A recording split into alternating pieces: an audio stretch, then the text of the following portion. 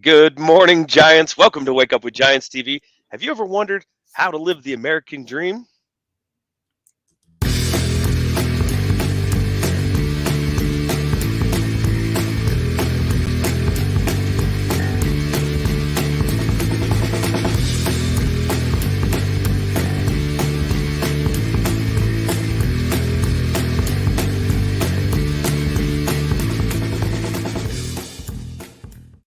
Good morning, Giants. Welcome to Wake Up with Giants TV. I'm Ryan Morris, and as always, I'm here with your host, Nicholas T. Smith, the author of The Giants and the Smalls. You can find it at giantsandsmalls.com. Go to YouTube, hit the subscribe button, Wake Up with Giants TV, hit the alert so you can know when we go live every single dang time. And then join us on Facebook so you can see it's called A Tribe of Giants. You can see all the amazing things that we're up to. You can get some support, find other giants. Speaking of other giants, today is a wonderful day because it's also Stephen McGee's birthday and Daniel Alexa's birthday. Happy birthday That's to a big you. shout out. Boom. That's what we do. Big shout outs. Here's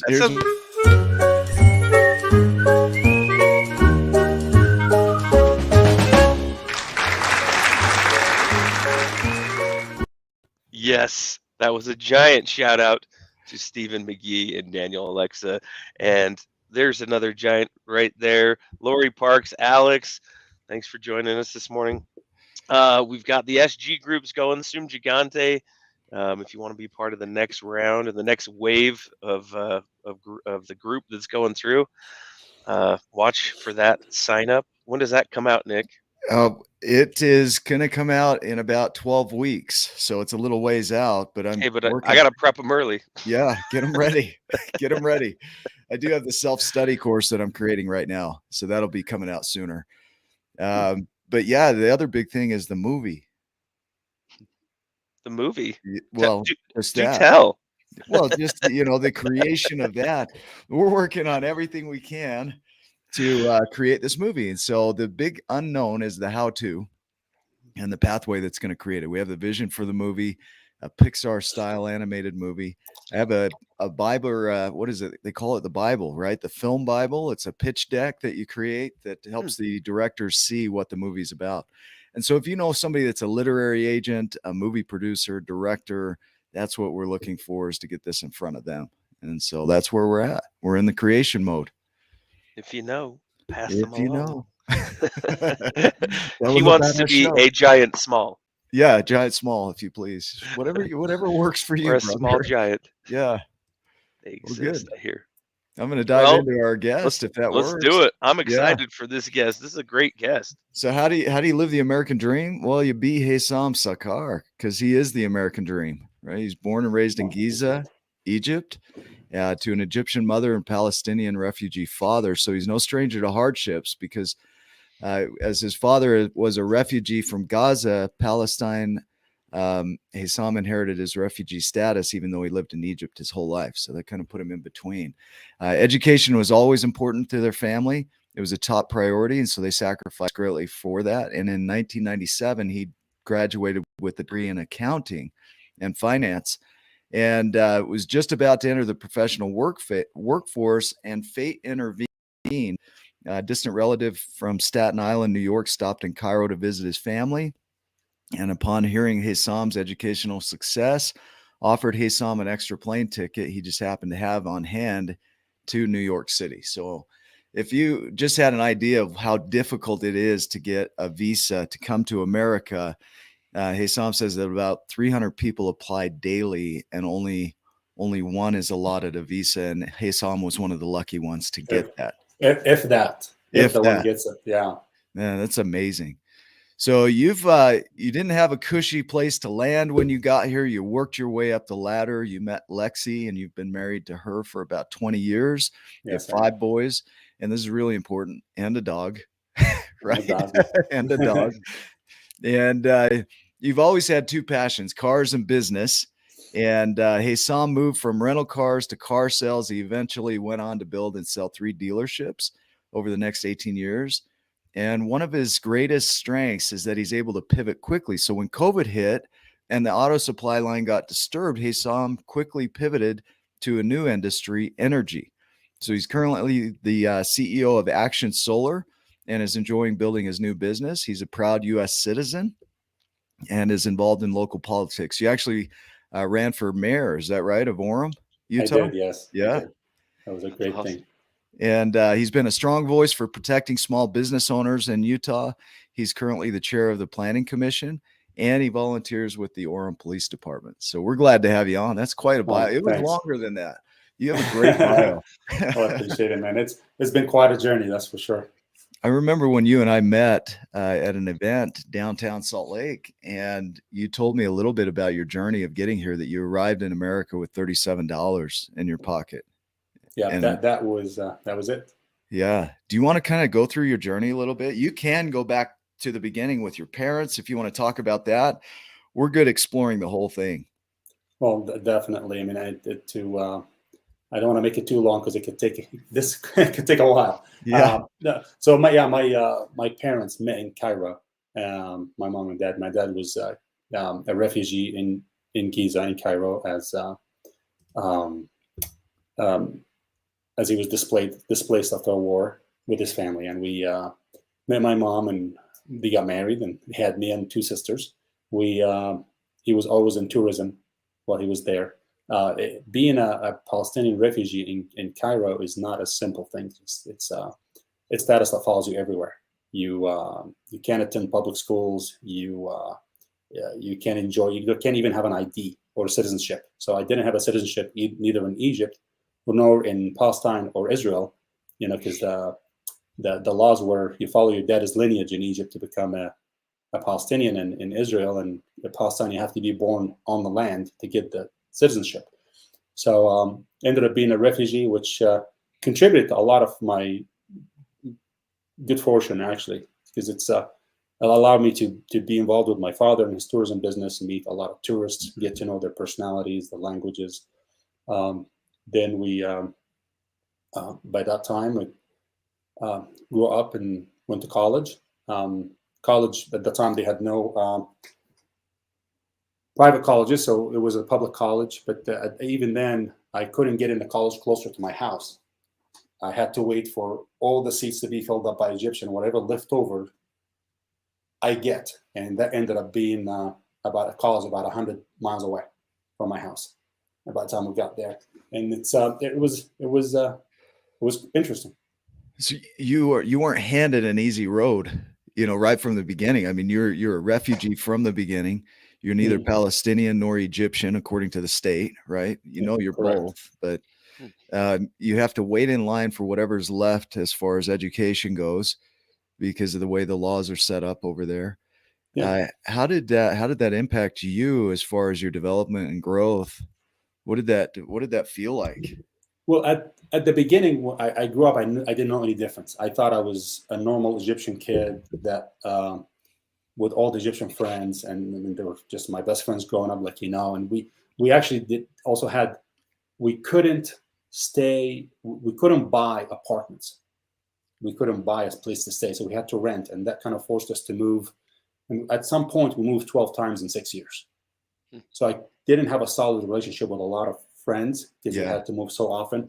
And all our moves had to be around which school I can go to and which one we could afford. I mean, my dad was just in tourism, a single guy, business owner, and he would go pretty much stand in front of hotels at the beginning, wait for tourists to come down and try to sell them and take them to places to show them for daily wages. Yeah.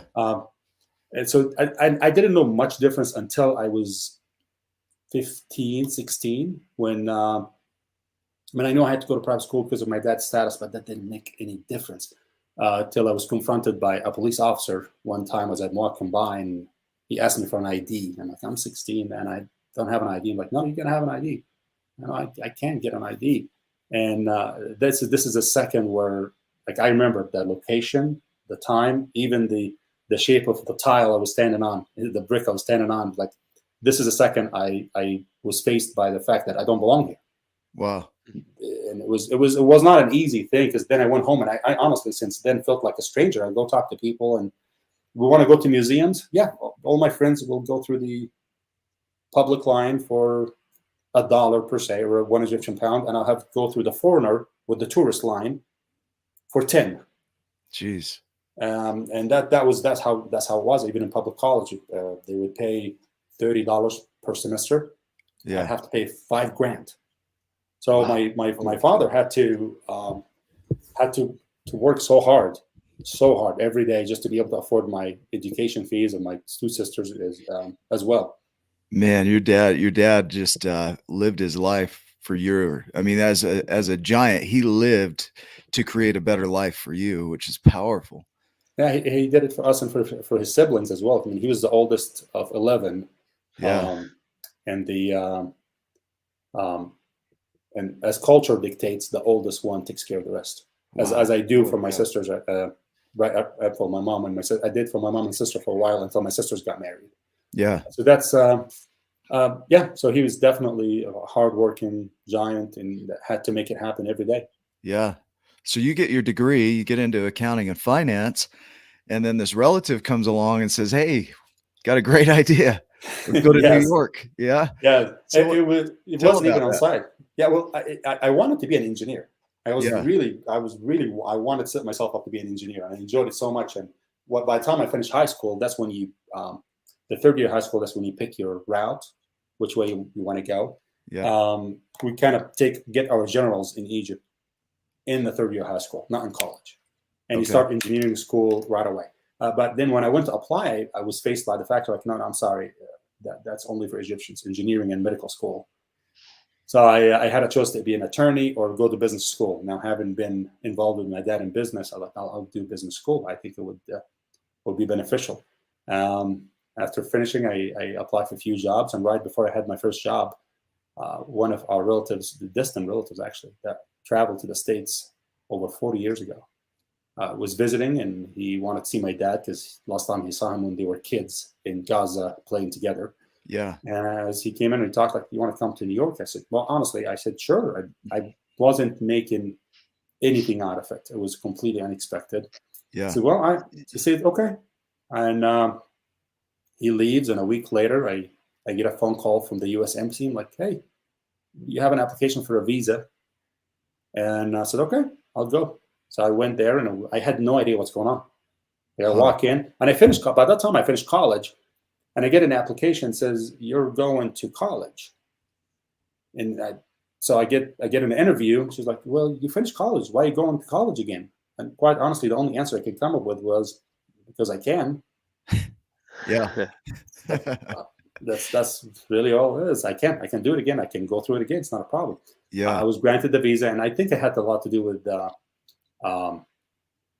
the refugee status. I mean, yeah. As I grew older in the state and I saw how the United States treats refugees and how they love them and how they care for them, and try to help them as they come out of situations, I think having a refugee passport may have helped to grant me my visa, in addition to the education between both. Because I mean, that day, you go there and people want to immigrate to the States, and you just walk in, pay the fee, not get the visa, and come back next week, pay the fee again, and not get the visa, and they just keep trying different ways. And I was definitely blessed. Yeah, it's almost like it was aligned, like this was meant to happen in a way. It was energetically, all these things are aligning for you. You come to America, like you said, with $37 in your pocket. I mean, we're talking America, and you land in New York, which is not the cheapest place to land. No. Yeah. No. And yeah, go ahead. Yeah. So as we're doing so, as I get the visa, and my wife just walked in. Yeah. Yeah. She's welcome to come on too. You're welcome to come in. But yeah. So as I landed, and so before that. Yeah. So as we now I lost my train of thought. Yeah, perfect. How can I not? She's like, he's dreamy. Yeah. So well, she's blurry. So yeah, if we as you pull into the visa, you get the visa, you have your education, you have this interview, and she asks, "Why are you getting more college?" Well, because I can.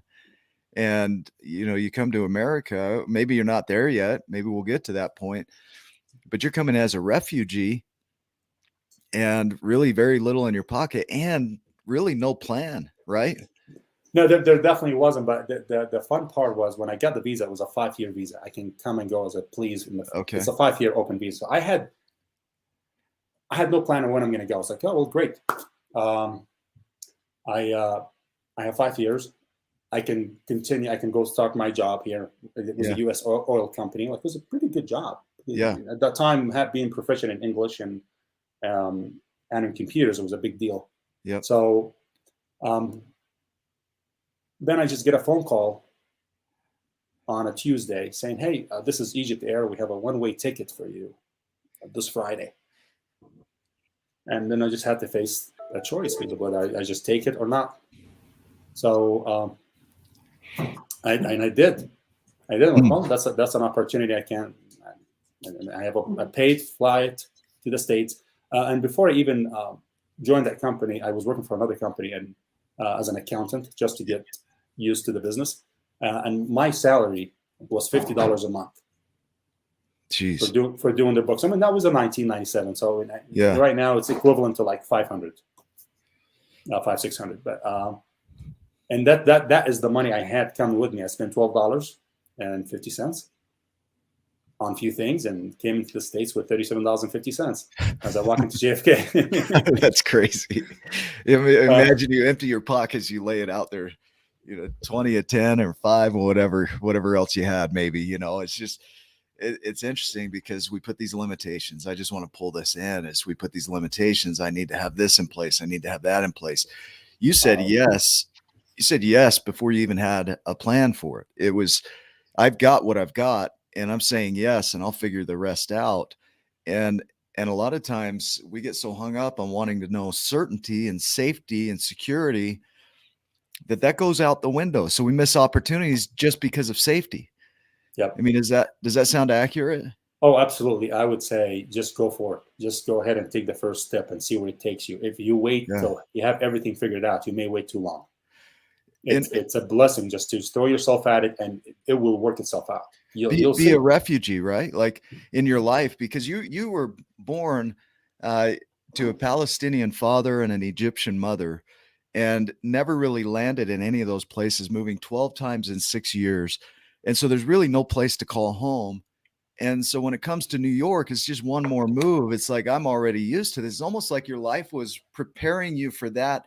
Even your dad going out and getting guests for tourism was a foundation for what all followed next. I mean, I know some of your history here. It's like everything was a piece of the puzzle around your life. Like you would not be where you are today if none of this had happened. And that is so true.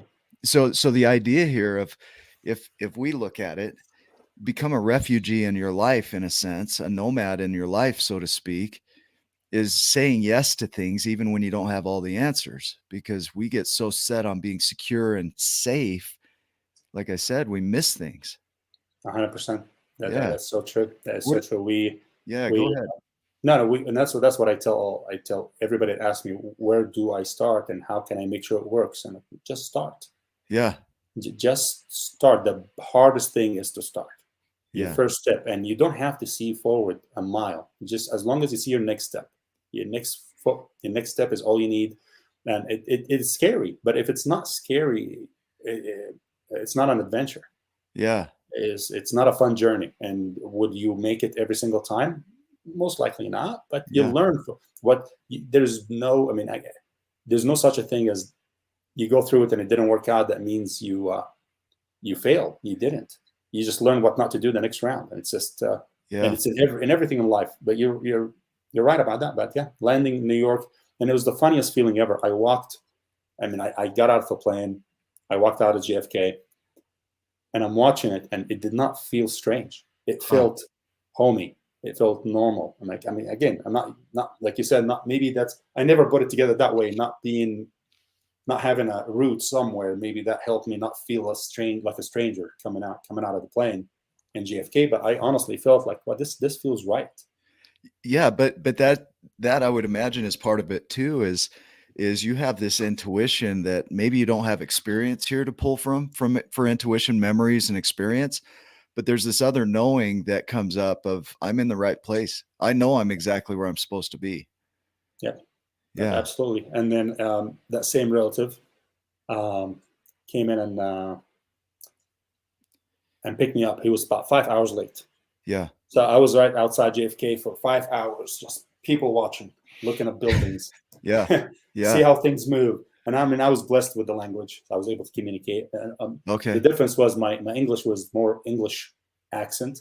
That's what I Okay. learned growing up. So it took about a couple of months, 2 to 3 months to change that and get familiar Yeah. with how things are said here. Yeah, they're different. You have a great accent. You sound Utah, actually. Dude, I love Utah. I can tell you, Yeah. I can Really mellow. Yeah. Now it takes aging for that. Yeah. I love the journey so far. I mean, truthfully, the idea here is, if you look at the book as a parallel to what you've created here, is we all have this moment of deciding in our lives if we're going to stay the way that we are, and that's going to be our reality. We become satisfied or content with what is, even if that's really uncomfortable. I think of the story of the farmer and the dog. The dog's laying on the nail and it's whimpering, and neighbor comes up and he's like, "Why didn't your dog get off the nail?" And he's like, "Well, it doesn't hurt bad enough yet." And so we do that with our lives, where we get content and satisfied with our life, even when it's uncomfortable. And then there's a point, it's like, you got to move. There's a point where it's no longer comfortable. So in the journey, when you have this awakening or this movement, like you did, you didn't really know the path. I mean, even the vision of it, like you didn't have an outcome of, I'm going to America to create this. Each one of those became a vision in and of itself, which I think is powerful. You created a purpose with going to school. Then it became a purpose of getting a job. And then it became a purpose of coming to New York. And then it became a purpose of, what do I do once I'm there? And you created visions as you went. Is that accurate? That's absolutely, you nailed it. You have to have an aim. Yeah. And once you have an aim, things clear up for you. I mean, it's like you're walking in a fog, but you know where you're going, and fog just starts clearing up. And yeah, and that's your aim. What's your next aim? And as long as you have the aim in front of you, and it has to be always updated. I mean, once you reach it, what if you meet some obstacles as you go, and what can you do to get over them? Who do you have in your life that you can pull from that can help you with it? And who you can help on the way too, because it's a two-way street. It's you can't always receive help and not give it. So it's if you don't, I mean, I firmly believe that if you don't help others, help is just not going to come your way. It's a karma. It's a karma thing.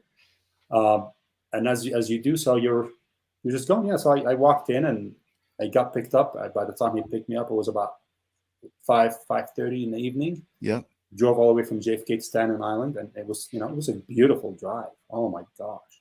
I was just mesmerized. He had this old Astro van at the time. It was brand new these days. Yeah. And went to his beautiful house. He's been in the States for a long time, in Staten Island, right in a beautiful bay. And I just went to sleep, and he said, "You have 30 days in my house, and then you're out. Wow. That's all you get. That's all you get.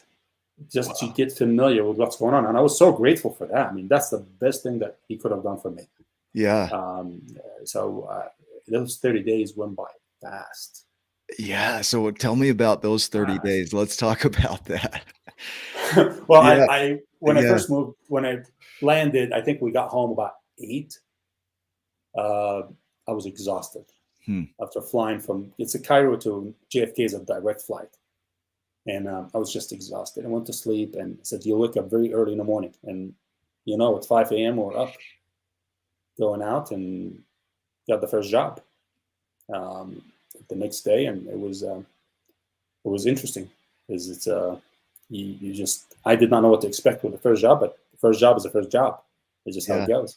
Yeah. And my first job was cleaning up the warehouse. I cleaned up a warehouse and from literal dead mice and cat poop. That's just how it was. Yeah. Just go clean it. I'm like, done. Well, it will be the best cleaning job you'll ever have. And you just go. Let's get it done. And it was clean. And as I walked, the first 30 days, I got acclimated with the culture. I wanted to see how people talk, walk, and excited. And I mean, it was New York. I mean, if you don't walk fast in New York, they push you out of the way. I mean, I learned a lot of the things in my life, in business and life, I learned in New York, in Brooklyn, Staten Island, and um, Queens. I mean, I lived in every single borough in New York. I just lived in Queens, lived in Manhattan, lived in Staten Island, and Yeah. so it's. I didn't live in Long Island. I did not live there. It was too pricey for me. So you didn't live an entitled life. I mean, Ryan, I'm wondering if you have some questions or thoughts around that too, like as you hear his journey. My, what was interesting is, so I'm trying to relate it because, like, I haven't lived in a foreign country, right? I'm not a refugee. I'm all these things. So I'm in my mind, I'm taking it to flipping it, translating it into my own journey, and then also into, okay, how could others do that same thing? And I was sitting there thinking about, um, just trying to see him as Rit, Mm, and the day that the police officer, said, "Hey, I need to see some ID," and realizing, like, waking up, like, to your circumstance, and then going, "Oh my gosh." And, looking, that moment for Rit was looking up and seeing giants, but for others it could just be the consciousness or awareness of, this is my circumstance. And whoa, you go into autopilot, of just being in it. Yeah. So you're not really aware of how you're being, your surroundings, what's going on necessarily. You just be, just going through the motions.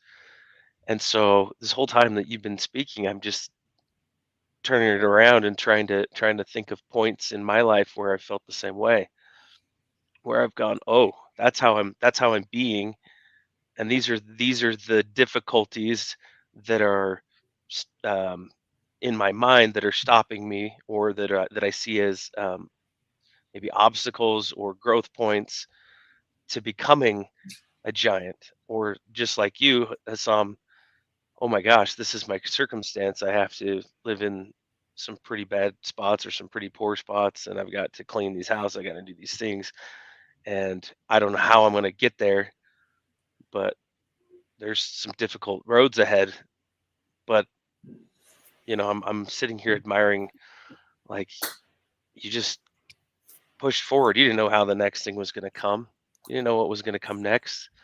You did whatever you had to do to survive and make it, and grow. But you didn't let the circumstances dictate how you showed up. And I think this was one of the best parts of landing in New York, because I wasn't the only one.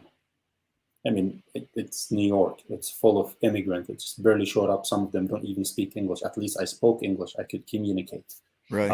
I had some education, at least in comparison to what we have here. So, watching other immigrants hustle every day, seeing what they do, regardless of the barrier of the looks or the language or the attitude. I mean, they all came to hustle, and I was surrounded by quite a few of them. So we were all together saying, "Well, how are we going to grow up? Hmm.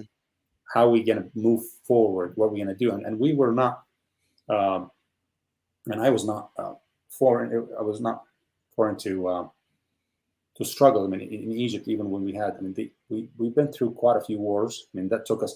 We had ups and downs, um, and we've had days where there was curfews and we couldn't go buy food, and so it's the best part about it though is honestly how we dealt with it at home.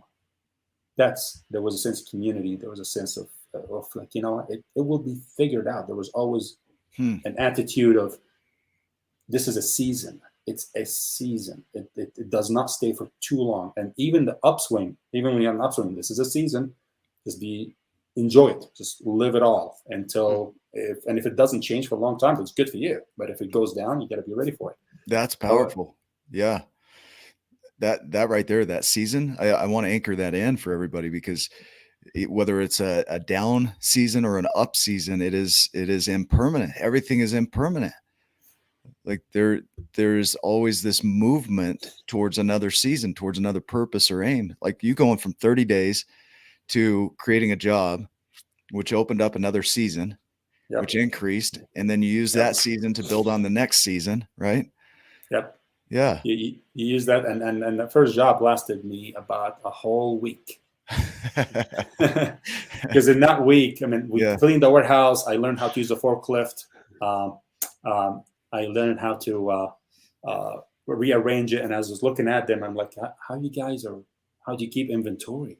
I mean, this is a big warehouse. How do you sell all this? Oh, we do it on invoices, on paper. How do you know your ARs?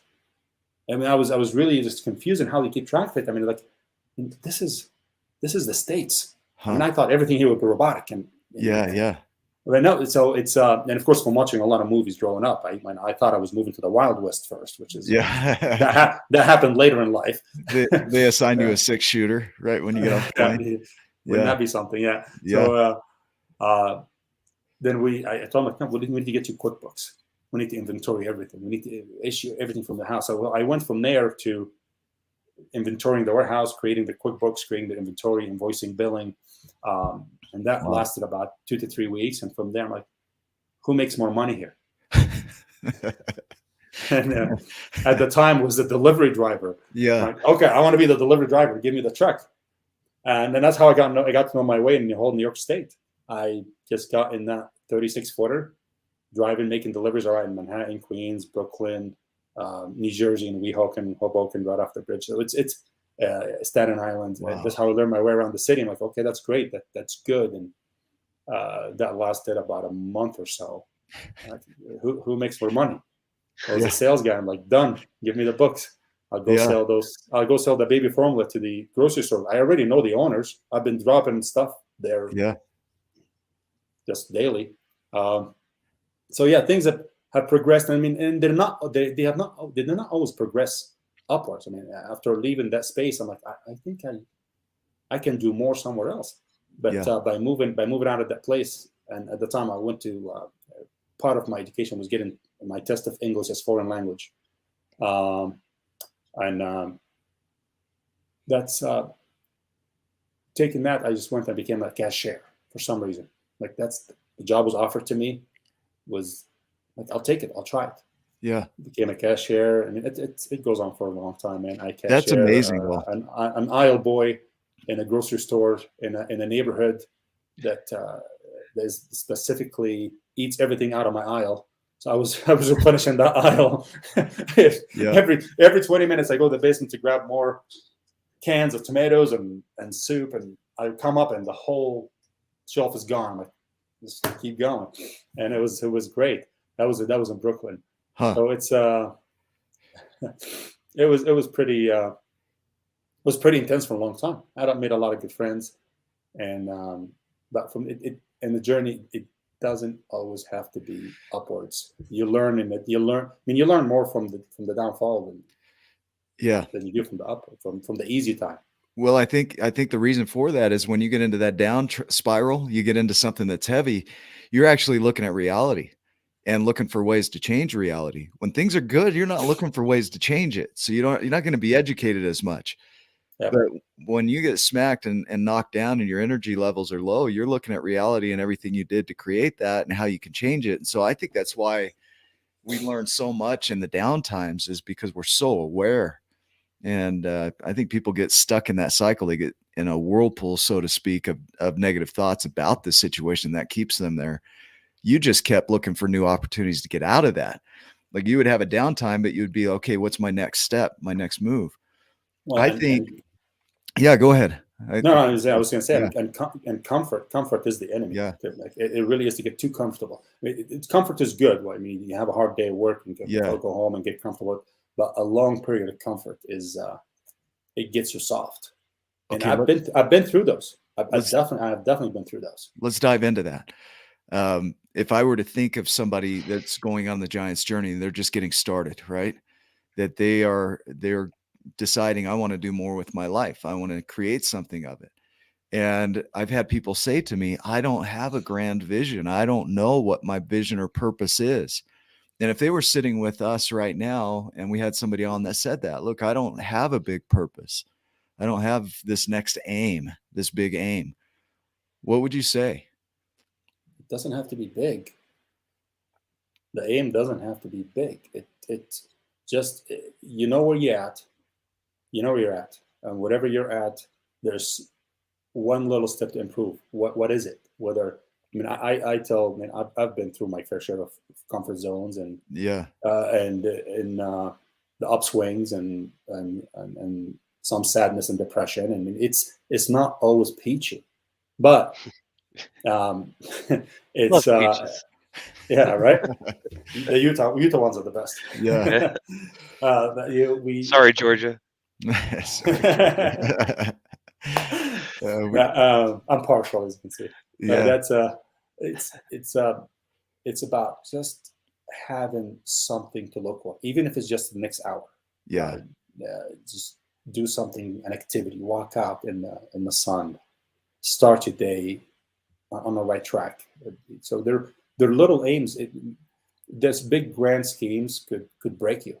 Yeah. They really Yeah. could. I mean, Yeah. as I started when I was in New York, as in a little bit of comfort, I went and started waiting tables as part of growing up. Like, I'm going to school. I want to find a job that makes good money. I was roommates with a couple of guys that were waiting tables in Manhattan. I'm like, hey, well, that you guys look like you're making good money. I can wait tables.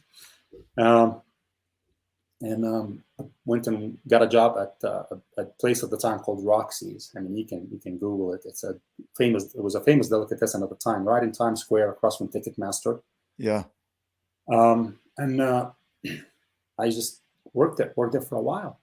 I worked there for a good amount of time, for a couple of years, and made good money. And I remember this incredible human being that was also an immigrant from Tunisia. Nice guy, and he's the one that taught me how to tie a tie. As a waiter, I had to put a tie on. His name is Camel, and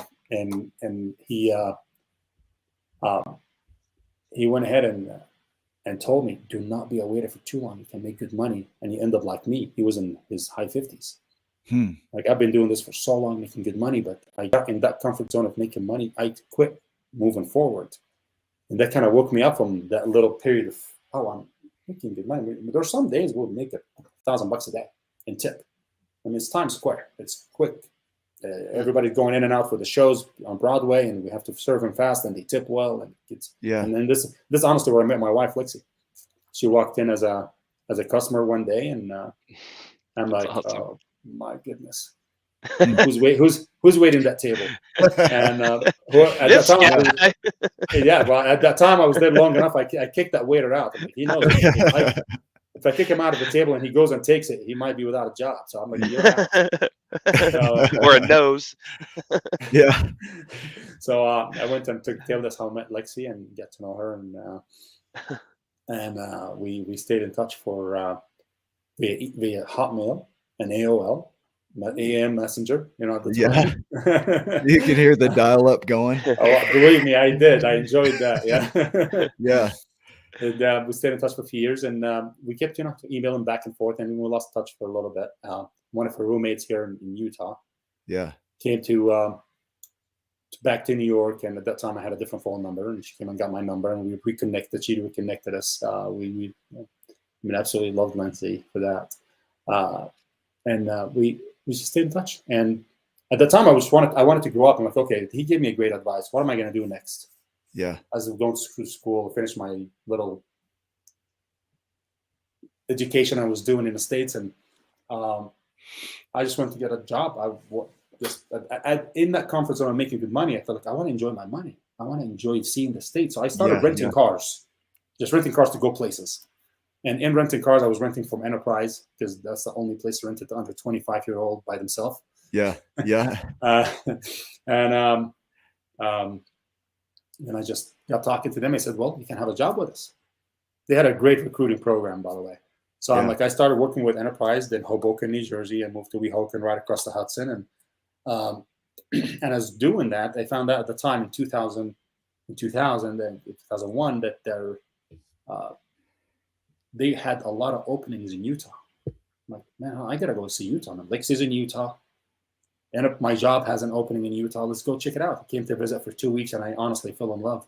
I mean, it's a beautiful place. And fell in love first with Lexie. and then the place. Good answer. she's right there. She's not. She's not. I'm sure. No, really. Well, and the reason I wanted to move to Utah is to meet Lexie and get to know her better and see how would things go. I mean, I had no answer that we'll be together or we'll get married. That was not. And it was definitely love at first sight when she walked in that restaurant. It was. I mean, I saw her and I was honestly love struck. Yeah. And she's kind, she's amazing, and she was good to the waiting staff, which is in New York, that's not a common thing. And I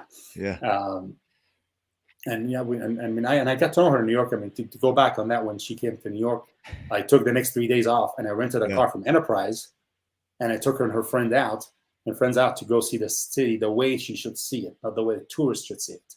I haven't lived there for a while, and I've done that delivery business for a bit, and I knew my way around. So we had a lot of fun.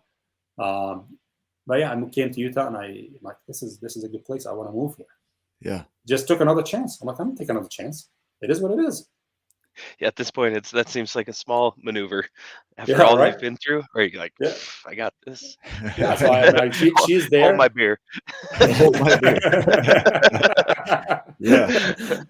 And I moved to Utah on July 24th, which I had no idea was Pioneers Day at the time. Yeah. Sorry, Pioneers. I didn't mean the beer reference. Pie and beer day is what they have now. Yeah.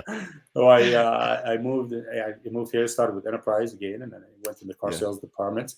And it went up from there. I mean, it's just been, again, ups and downs, different economies. I mean, we've been through 03, in the downturn of 03, the downturn of 08, and how the businesses go. And we definitely suffered COVID and everything. Yeah. And then that's what taught me how to pivot quite fast, is and when to hold and when to go up and when to calm down. It's almost systematic, and it's a cycle. It's another one of those seasons where it's a season. I want to go back through and highlight, if I had a highlighter with your life, that's what I would do here, is you have so much gold in your journey for somebody that's going to something new. I remember Simone, who was was he on the park bench, and he talked about his journey, came from Italy on a education visa. And he's like, I'm not going back. So he got himself here and he said, I'm not going back. So how do I stay? And his next step became, how do I stay? And then not only how do I stay, how do I educate myself so that I can stay and create value while I'm here? And so he just took these steps. And now he was listed as the number one gelato in California, Santa Monica, California. He was awarded, a prize for it. He's just a phenomenal dude. He's like you, though. He steps and figures it out, He says yes to the opportunity and figures it out. And I think the greatest advice you got was from this relative that said, you've got 30 days. That right there, that wisdom in you've got 30 days was enough for you to put a time frame on your creation to get moving. Because this is what I think we do, is we think, well, I got all the time in the world. And so we leave it open-ended, and there's no push or drive to create anything because I'm comfortable, I'm satisfied. Why would I push right now? But you got 30 days. Like, what a powerful driver push, right? It's like the eagles pushing their birds out of the nest kind of a thing. It's like, and I don't know, maybe they don't do that. Maybe I made that up. Well, and he really meant it. Those 30 days, day number 30, he came into the room, was like, pack your bags, you're leaving tomorrow. So I packed my bags, and my first place to live was a 6x8 or a room, like literally above a warehouse, had no windows and had corrugated steel roof. Yeah. In August. I mean, it was end of May. It was end of May, beginning of June. Yeah. And it was hot and humid, and it is what it was. It is what it is. And you never experienced an ounce of anxiety or depression through this whole thing. Oh, that would be a lie. you see his face. No, my first week out, in that room was I honestly was crying. I mean, I was missing my family, missing my mom and sisters and my dad. It was different. I mean, although we grew up refugee, I mean, I was blessed to have a bed to sleep on. You know, in that room, I didn't. I didn't have a bed, so I had to go figure something out, and I figured out what a cot is. I went and bought a cot just to stay on it. So it was not. It definitely was filled with those, because even when you make your move and try something new, Yeah. if it's not scaring you, I'd like to know who you are. Like Yeah. if you're not scared making a brand new move, and at least have this sort of little anxiety, what's going to come? What's coming out of this? I mean, we're going through it right now with going into energy with amazing people. So Yeah. when I got in the car business, when I went to work for Enterprise, I went and I transferred from rental to car sales. That's how I learned how to do it. Then I made a leap to go work for someone, and then after that, partnered with other people, and we worked together for a long period of time, for 14 years. And that was kind of another one of those. There were challenges. Yep. They were not big enough of a challenge. It was a comfort zone still. Yeah. Explain that a little more. Yeah. So you do something for so long, it becomes second nature. Yeah. So I mean, I right now, the car business, I could do it with my eyes closed. It's It's weird. Me too. Nick, well, you know, yeah, it's you know true. how I have that. You have answers to a lot of the questions because you've been through them and made your mistakes. And at those days, for us, there wasn't as prevalent. Right now, having a mentor was not as a big deal as it is now. Yeah. So honestly, our mistakes cost us dollar signs and sleepless nights. Yeah. And some of them were big enough. We're like, oh gosh, I may break tomorrow. That's just how it is. And then you go back to the drawing board. So those 14 years, we figured it out. We figured out how to make good money and how to have 3 people running a place. And then it ended up I'm not comfortable. We ended up opening a second dealership and then getting some homes in Vegas for Airbnb. And we've done and service shops, and so we've done a lot of crazy things as we're doing it. But as we're doing it, we're building on something we already know. Right. Then we decided to split in peace, and they have theirs and I had mine, and then I figured out, well, I can actually build a dealership with the real estate, make it profitable, and honestly, we were in the black in the first 30 days after doing it for that long, and sell the whole thing. Yeah. It was one of those clicks, like, oh, that can happen. Then I did it with one dealership. Then it's like, well, why not do another?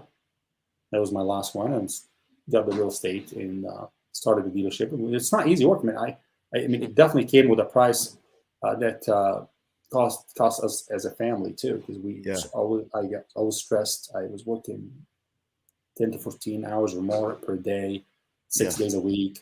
There were a few things I didn't have as far how to manage people that kind of formulated later in my life, and how to hire the right people that formulated later in my life, and how to be kind to this through the stress, because stress sometimes can drive you over the edge. And that kind of got us in the second and the third dealership. And once COVID hit in the middle of that, and my plan was to sell it 2022, 2024.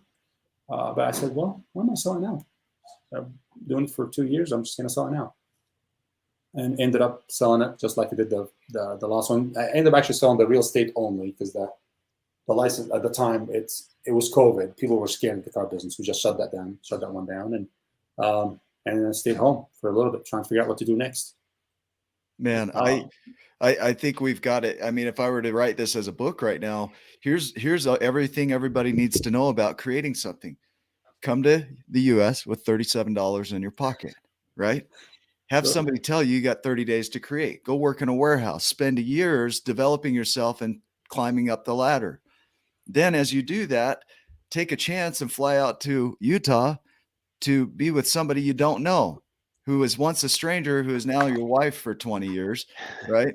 And then start a dealership. Like the truth is there's no easy fix. Like if I'm being a little smart here with this, because there is no easy fix. It's over time and consistency and evolution and growth and expansion, but it's all these little steps that created what you have today. It's not like Haysam came to America, $37 in his pocket, and then all of a sudden was a wealthy business owner in Utah. Like that didn't happen.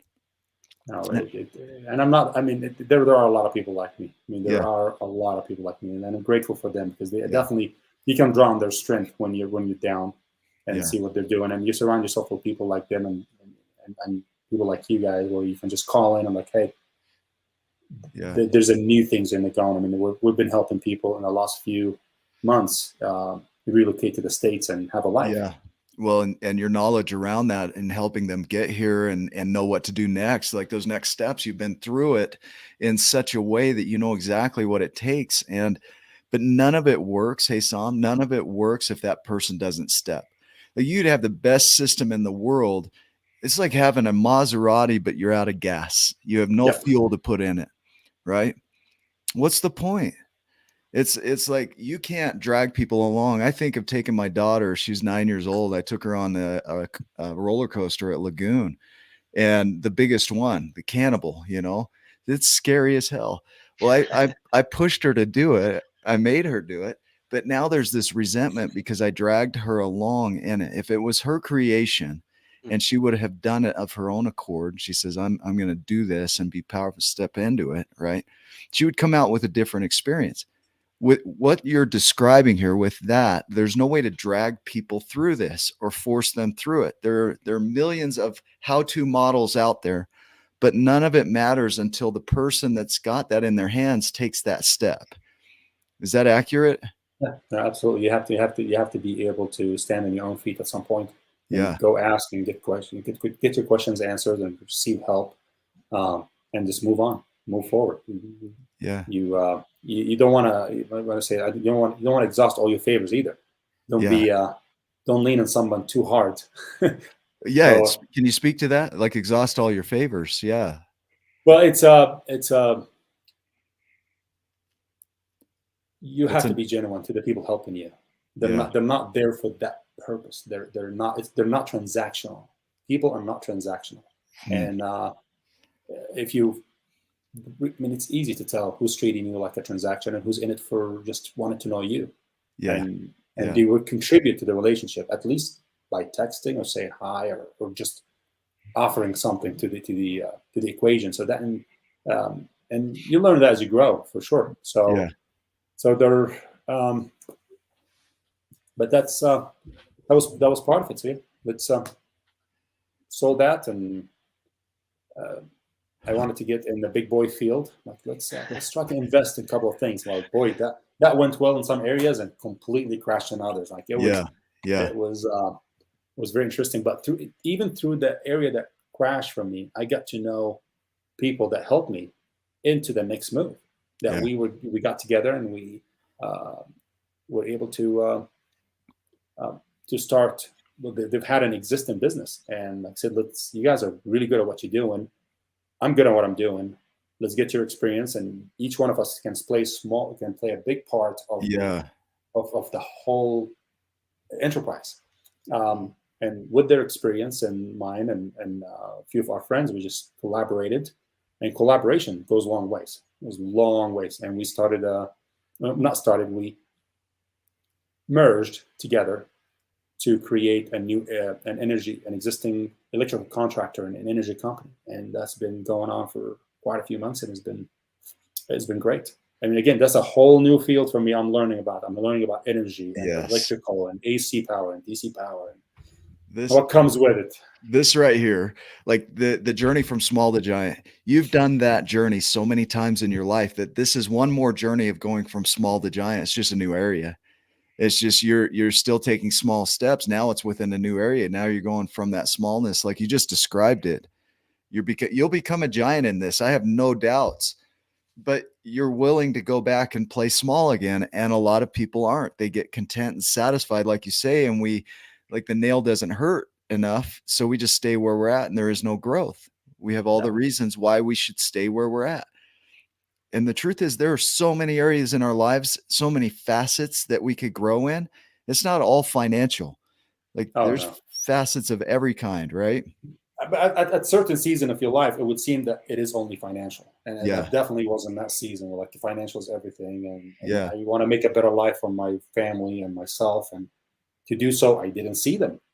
Yeah. Yeah. And then the other season was like, well, I got to see them. So Right. and there's not really such a thing as a balance. You can't really balance everything. Yeah. You have to almost take turns as you take care of stuff. And I mean, Huh. quite frankly, I wouldn't be here. Like, this is not just, it's impossible. It's not one man journey. I wouldn't be here if it wasn't for my wife, Yeah. wasn't my kids, if it wasn't for their forgiveness, if it wasn't for their support, if it wasn't for good friends. And you Yeah. make friends Yeah. along the way, and then Yeah. you choose where you're like, I mean, honestly, my biggest fans are my wife and kids, and I Yeah. share everything with them, and they've been through it in the thick of it. I mean, it's they've been through it when I was depressed and unhappy, just because I didn't. I mean, I don't know. I didn't have enough variables. I don't know. I didn't. Uh, we've been through it. I mean, I got physically ill for about a year, and it was all from stress. Yeah. And if it wasn't for her honestly walking me through the hard time and not giving up on me, I don't know where would I have been at the time. It would have been a disaster. But she knew who I am, she knew Mm. how I work, and she knew that I needed that. I mean, if you want to talk about emotional intelligence, I'm definitely beat 10 out of 10 with her. This is no question. Yeah. Yeah. Uh, That's Ryan, what thoughts do you have, man, as you hear this? I was wondering, it's so nice to have those people that won't leave your side. That are there to just kind of, they might not have to pull you up per se, but they lock arms with you and say, "Come on, I got you. It's okay. I know you're going through this. We're good." yeah, It's really and nice to have those types of people. she is definitely a giant here in every Mm, aspect of our life. She um, it's been everything to me. Yeah. mm, And those are things that you, as you go through your journey, you get sometimes you're gonna lose sight of that with other Yeah. things, with other stresses, and it's a good thing that we come back to it, How did because that's the most Hassam, important thing. like, just real quick, because I can't remember now. How did you meet Nick and the Giants? How did we get intertwined here? So Do you remember? as yeah, I do. As Nick was saying, we were at an event um, in Salt Lake. So my wife and I got invited to the Utah State Capitol to just witness some new citizens swear in. We got invited by Sean Reyes. It's a good friend of ours, and we just like this. He invited us, and we said, "Yeah, definitely we need to go." Um, that's a whole other story, because Lexie works, she teaches, and she didn't have that day off. And the night before, she wanted to create Going. It's like, and she created Going. That was the only snow day for Alpine School District. The next day in the morning, Hmm. like, it's like, no, we're going. She knew that we were going, Wow. and we ended up going together, because I wasn't going to go by myself. Like, I don't want to go to an event like that by myself, swearing in new citizens and then going into the Golden Room and talking and experiencing and mingling with a lot of people. And after that, we were invited to Mac's place. And I was walking in and looking around, and as I turned, I saw Nick, and suddenly quite a few things seemed familiar. Like, I know you from somewhere. Like, you know how it is when, like, I know you. It's like, I know Yeah. you Yep. too. Backstory. Pause that right there. So those circumstances and your decisions, all the decisions that you've made, led to right there at that moment. For us, we were uh, meeting with John Absey, who is the former jazz bear, Utah Jazz Bear, Mhm. and he's a good friend of ours. And we were going to meet with Brady, who's the owner of Mac's Place, and talk to him about a podcast at Mac's Place. And we're still working on that thing, but we were just sitting there and mingling and just got done with our meeting.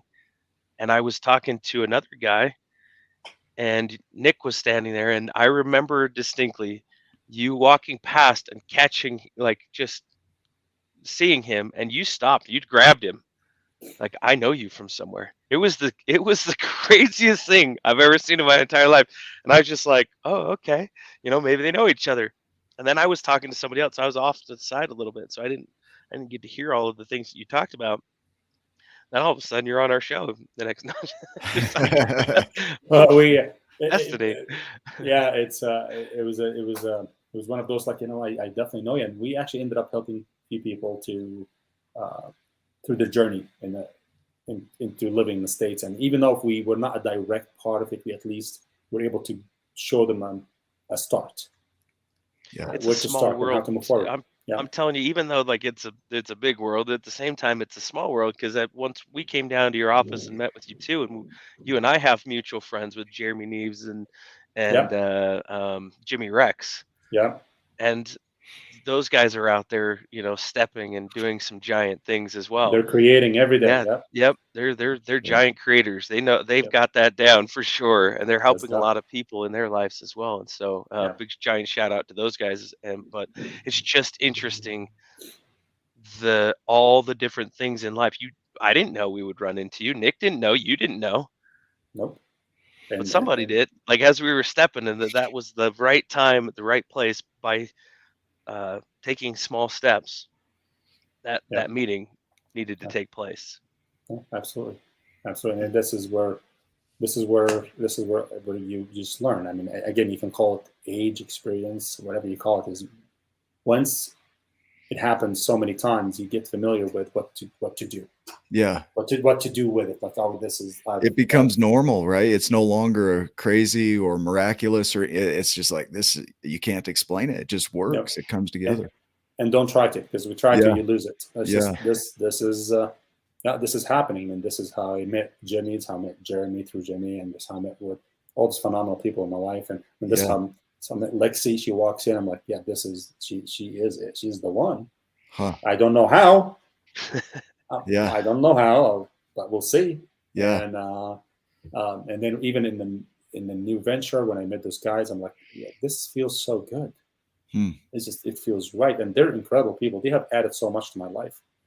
They're so much younger than me, but man, they are their own giants with their own stories. They're phenomenal people. So it's all of them just make each other's life better, one way or another, through the ups and downs. And believe me, the downs could be heavy. The downs can be heavy, and if you act like there's no downs in life, just be real.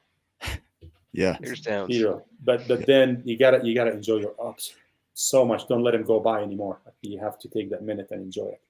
It's like football, man. Like first down, second down, third down. Just expect them. It's part of the game, right? Yeah, you're gonna get knocked out pretty hard at some point. Yeah. But you got to get back up. Are you good for a couple more minutes, or do you need to go? Oh, no, I'm good. I want to dive into just one or two quick points here. One I haven't done yet is the impact of the book, The Giants and the Smalls, and why that hit you like it did. And then the other is a piece of wisdom that you would share with yourself, and it'll benefit those that are listening. But if you were to go back in time to the very beginning of all this and share one piece of wisdom with you that would carry with you, what would that be? And maybe we'll start there. What would that piece of wisdom be? Sure. So the book, when we were talking, and then on that, and in Mac's Place, you give me a copy. Yeah. Signed copy. Just to let you know, I love signed copies. I love it. So I went and I read it, and Lexie and I read it, and it's a very constructive book for all ages, no matter what stage you were. And I ended up getting a box just to give it for a Christmas present. I mean, that would be my Christmas presents this year from my dearest friends. Yeah. Is getting a copy of that book. Amazing. We actually started handing it to people way before Christmas because we couldn't wait. I mean, I could tell that the book definitely had the right spirit behind it. Like, you just don't need to know everything. Somebody before you has already done it. And if there's any other person that's done it before you, you can too. You may need some guidance, but most of the time, you just need to take the first step to move forward and learn how to grow through it. I mean, Lexie loves the book. The kids love the book. And it was reading Thanks, through Lexie. Thank you. It's an absolute change. It's a change in stories. It's change in how to create and how to take responsibility for what you do. If you are the one responsible for your creation, uh, go start it, and help will show up. I mean, Yeah. It's yes.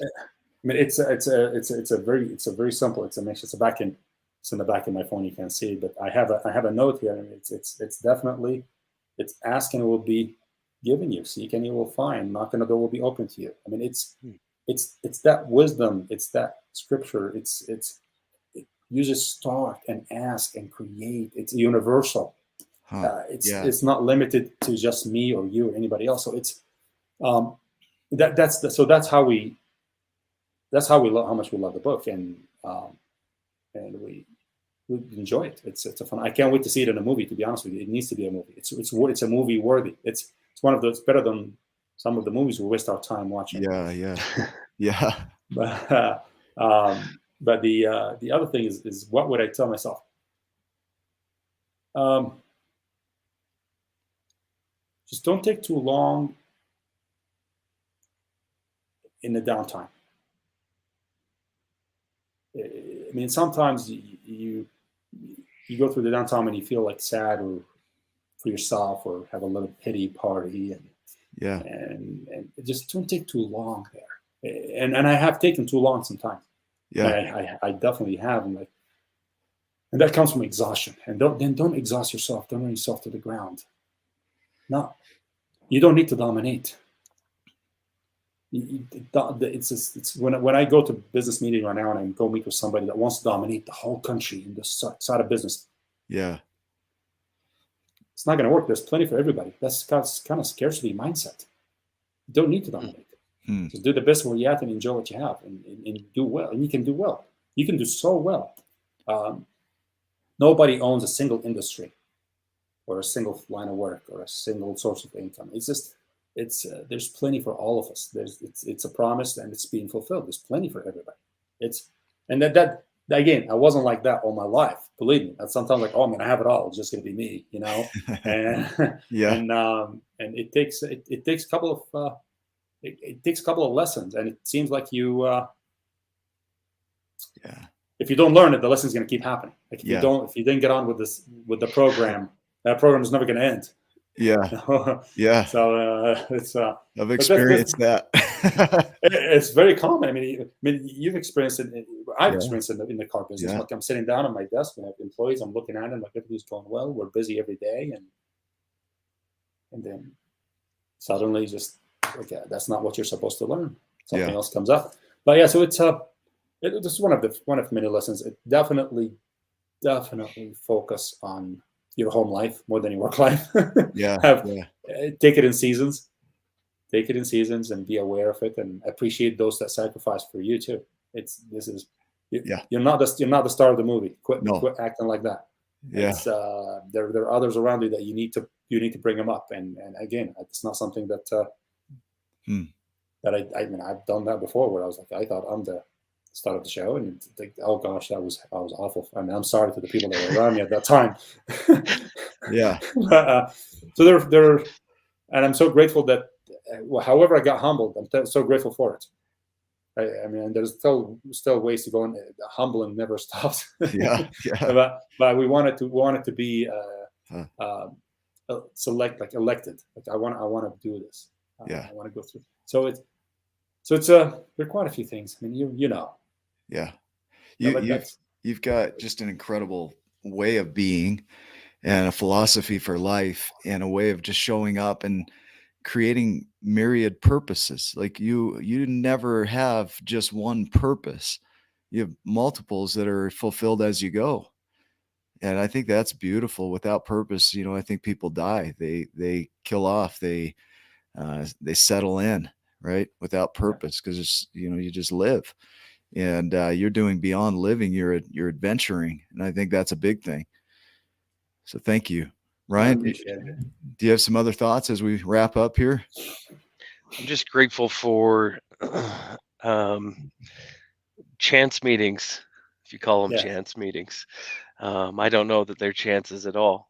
They definitely would be if we hadn't stepped into our purposes and trusted and moved forward. I mean, you very easily could have not said anything like, "Oh, that guy looks familiar," boom, keep moving forward.